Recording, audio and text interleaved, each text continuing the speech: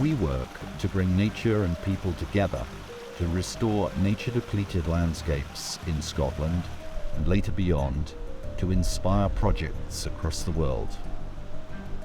Will you join us? It began 3 years ago in the Highlands of Scotland, with first the Bunloit estate on the shores of Loch Ness, and a year later, Beldorney in the Deveron Valley in Aberdeenshire.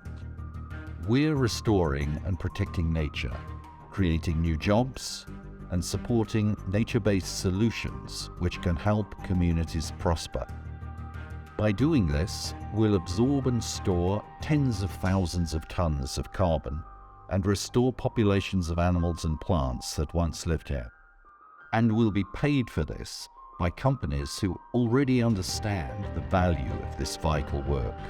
Our scientists lead and monitor the nature restoration on the 2 estates we currently manage. We've published their work in 2 reports. They show investors and governments that the carbon we absorb and the biodiversity we increase can be verifiably measured. We are determined that our work at Highlands Rewilding will release the power of investment, large and small, in nature and communities, first in Scotland, and then, with your help, around the world. Join us. Let's do better.